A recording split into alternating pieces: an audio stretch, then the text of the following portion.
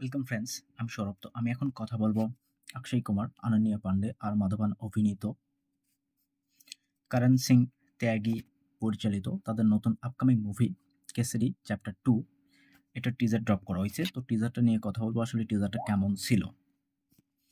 তো এই টিজারটা দেখার পরে সত্যি আমি নিজেই অবাক হয়েছি যে তারা এইটা কি বানিয়েছে। সত্যি বলতে আউটস্ট্যান্ডিং একটা টিজার ছিল। অক্ষয়ের যত মুভি আসছে কিংবা যত টিজার আসছে 2024-25, সত্যি বলতে মানে এই টিজারটা সেরা ছিল। সত্যি বলতে আউটস্ট্যান্ডিং একটা টিজার হয়েছে এটা, যে টিজারটা দেখলে আপনি নিজেও অবাক হয়ে যাবেন। তো এই মুভিটার গল্প জালিয়ানওয়ালাবাগ হত্যাকাণ্ডের উপর নির্মাণ করা হয়েছে, যেটা 1919 সালের ঘটনা।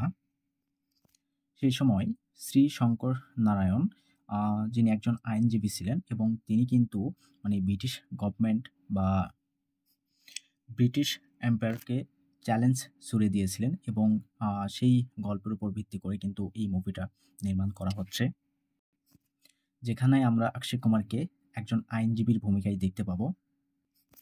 এবং এই টিজারটাতেও অক্ষয় কুমারকে দেখানো হয়েছে, এছাড়া কিন্তু অন্য কাউকে দেখানো হয় নাই।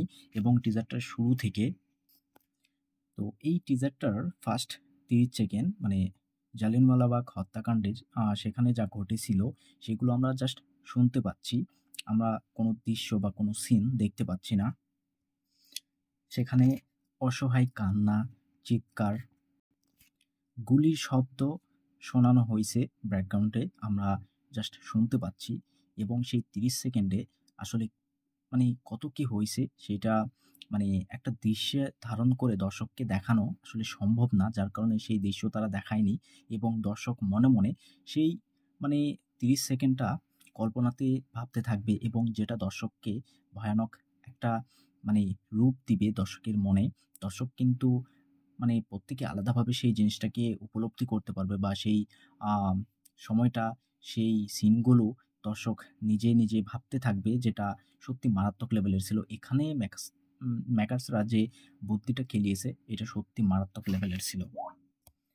তো টিজারের এই 30 সেকেন্ড আসলে এই মুভিটার যে গল্প বা এই যে ওয়ার্ল্ড, তো এই ওয়ার্ল্ডটা অটোমেটিকই আসলে দর্শকের মনে দাগ কাটবে বা দর্শক সেই ক্ষতটা, সেই সময়ের ক্ষতটা সেটা কিন্তু দর্শক ফিল করতে পারবে বা দর্শকের মনে আসবে। এইটা সত্যি বলতে অনেক বড় একটা কাজ করছে তারা। মানে যদি সেই জিনিসটাকে দর্শকের সামনে নিয়ে আসতো বা দর্শককে দেখাতো, তাহলে হয়তোবা এই ইমপ্যাক্টটা দর্শকের মনে পড়তো না। হয়তোবা সেটা দর্শকের মনে কোথাও এক মানে অবশ্যই সেই লেভেলটা ম্যাচ করতে পারতো না এবং একটা কমতি থেকে যেত। তো এর পরবর্তীতে টিজারটাতে যখন অক্ষয় কুমারকে দেখানো হচ্ছে, সত্যি অসাধারণ ছিল। যে গানটা ইউজ করা হয়েছে, গানটার লিরিক্স খুব পাওয়ারফুল ছিল। একটা ইমোশনাল নোট কিন্তু বজায় রাখা হয়েছে এবং অক্ষয় কুমার মানে একটা উকিলের ড্রেস পরে যখন ফাঁকা জায়গা দিয়ে হেঁটে আসতেছে, মানে সেখানে তার এক্সপ্রেশন, তার পারফরমেন্স সত্যি দুর্দান্ত, দুর্দান্ত একটা মানে অন্যরকম একটা পারফরমেন্স এখানে আমরা লক্ষ্য করতেছি।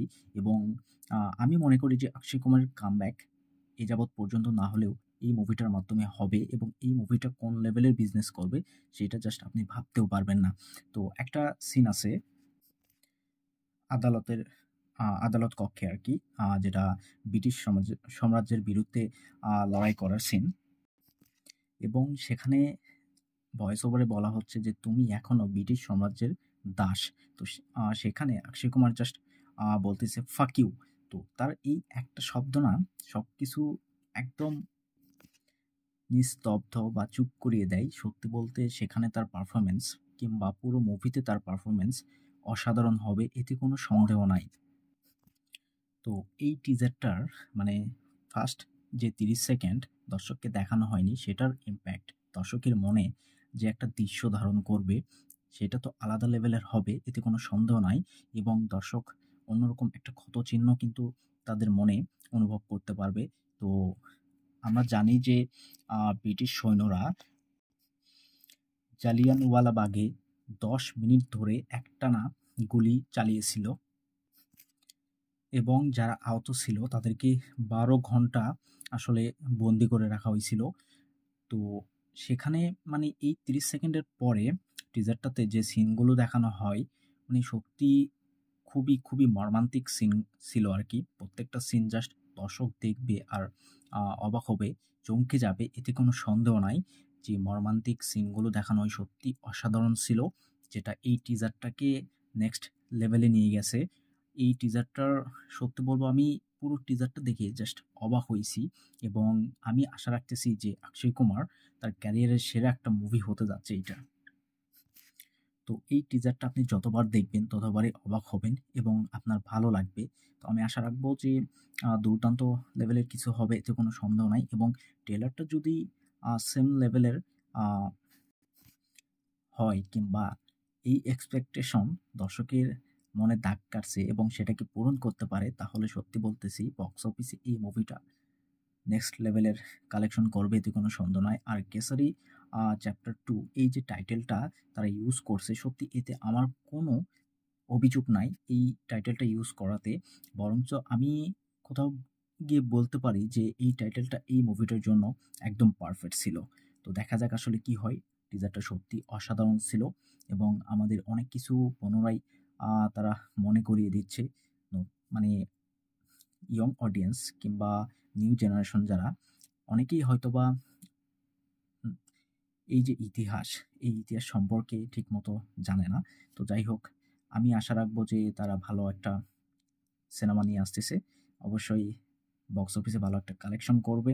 তো দেখা যাক কি হয়। আর টিজারটা ব্যাপক ছিল। আপনাদের কেমন লাগছে সেটা কমেন্টে জানাবেন। ভিডিও ভালো লাগলে একটা লাইক করবেন, শেয়ার করবেন, এই চ্যানেলটা সাবস্ক্রাইব করবেন। ধন্যবাদ।